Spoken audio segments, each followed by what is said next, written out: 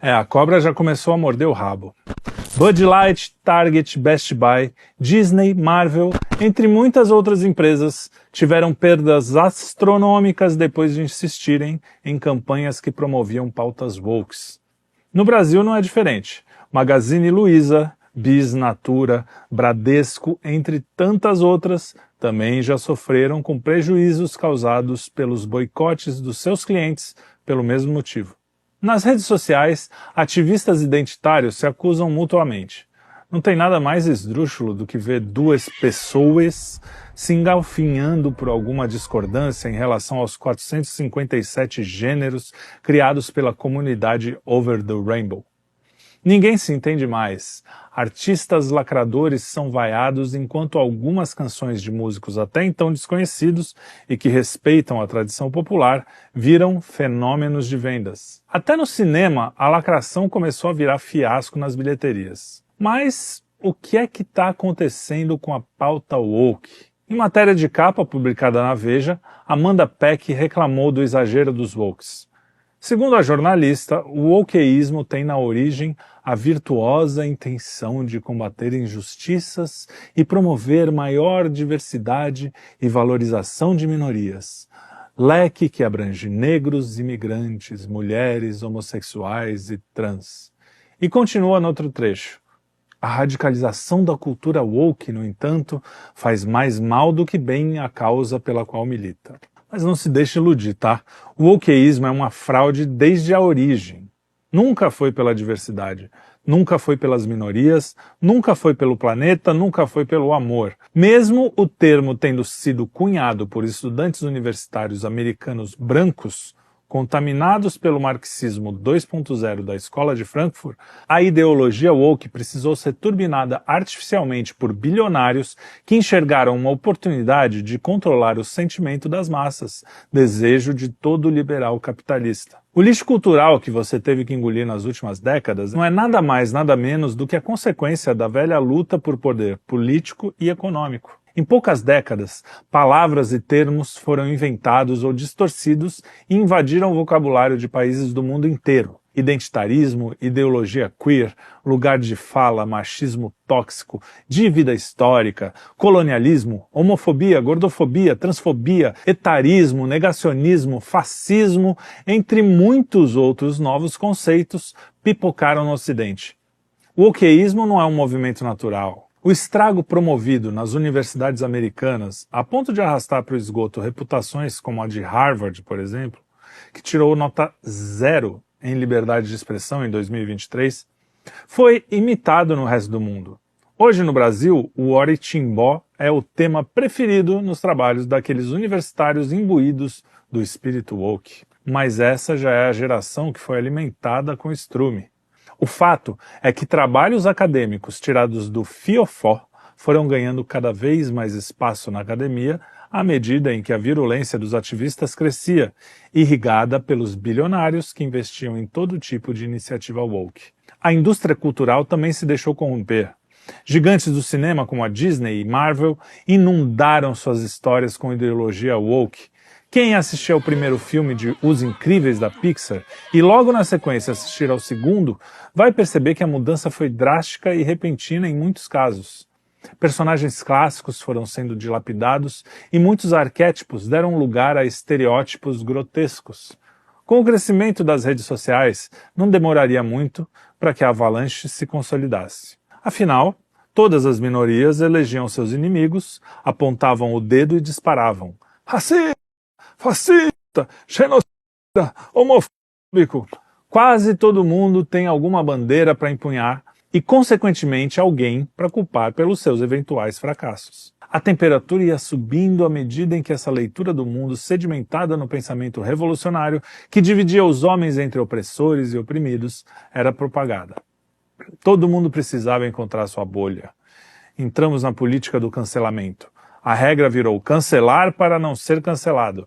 Empresários viram que os nichos formados pelas divisões identitárias eram lucrativos, mas, acima de tudo, perceberam que quem não se posicionasse seria enquadrado no rol dos párias. O marketing, então, passou a ser tanto ferramenta de promoção de empresas que precisavam se adequar aos novos tempos e procuravam faturar com os nichos de mercado criados pelas novas comunidades, quanto canhão de propagação das ideias woke. Esse plano maquiavélico funcionou por um tempo. Tudo foi orquestrado e alcançou escala global. A ONU se transformou no principal instrumento de implementação de políticas woke. Os mesmos fundos bilionários que financiam políticos, universidades, projetos culturais e iniciativas privadas que seguem a cartilha woke mundo afora, também dão as cartas na organização transnacional. O ecoativismo tornou-se o principal tentáculo do wokeísmo, dada a sua capacidade de mobilização de almas em culturas diversas. A salvação do planeta tornou conta do debate público no mundo inteiro. Previsões apocalípticas que nunca se cumprem foram alardeadas. Os bilionários conseguiram finalmente mobilizar o globo. O CO2 foi eleito o vilão da Terra, óbvio. Ele está ligado à matriz energética fundamental para o desenvolvimento de qualquer país, o petróleo. Guerras foram e continuam sendo travadas por conta desse recurso natural que, pelos cientistas do apocalipse, já deveria ter se esgotado há muito tempo. As superpotências precisavam frear o resto do mundo que começava a se desenvolver. O jeito mais fácil de fazer isso é impedir a produção de energia. Aquecimento global, mudanças na temperatura, efeito estufa, sustentabilidade, uma enxurrada de termos e conceitos eco-wokes também invadiu a mídia, as produções culturais, a academia e o mercado. Eis que surge o selo ESG, que deveria carimbar as empresas amigas do planeta. Era a salvação do mundo. E lá foram de novo os departamentos de marketing promover o crescimento da onda verde. A política do cancelamento cresceu exponencialmente. Agora não só pessoas, mas empresas e até cientistas começaram a ser cancelados. Passou a existir uma ciência oficial. Claro, cientistas sérios são aqueles que corroboram com as diretrizes da elite woke. Os outros são todos o quê? Negacionistas. Mas como isso seria possível? A ciência não deveria zelar pela confrontação de ideias? Pelo menos foi isso que eu aprendi. É muito simples. Os bilionários propagadores do wokeísmo tomaram conta da grande mídia e das big techs. Agora todos os meios de ação estavam nas mãos dessa elite que financiou a cultura woke. Foi possível controlar o discurso, eleger e derrubar políticos, enfraquecer politicamente os estados nacionais e acelerar, portanto, o projeto de conquista do mundo. Mas sempre existiu um obstáculo: a realidade. O wokeísmo precisou travar uma batalha com a verdade para tentar se impor. Desde o início, sabiam que precisavam controlar a narrativa. Logo, o arqui-inimigo do wokeísmo só podia ser um: o cristianismo. O movimento negro, que definitivamente não representa os negros, faz apologia das tais religiões de matriz africana, quando sabemos que a África é predominantemente cristã. O movimento feminista pró-aborto tem a igreja como seu principal alvo. Os eco-wokes defendem um panteísmo travestido de multiculturalismo. O wokeísmo é, em suma, anticristão. O cristianismo é atacado pelos wokes assim como foi atacado pelos materialistas, não é coincidência. O wokeísmo, a despeito de ter sido moldado com ideias marxistas, foi financiado por capitalistas liberais, e se tem algo sobre o qual materialistas e liberais concordam, é que o cristianismo deve ser estrangulado. Recentemente, bancos começaram a fechar contas de clientes cristãos.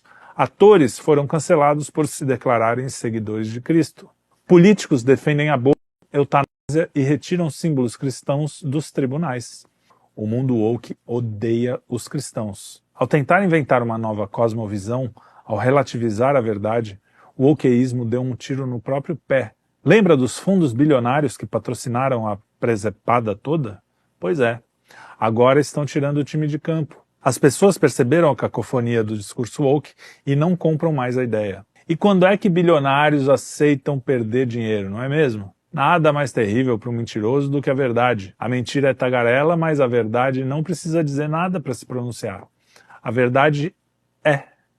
Cedo ou tarde vem à tona, o que significa que ninguém pode mentir para sempre.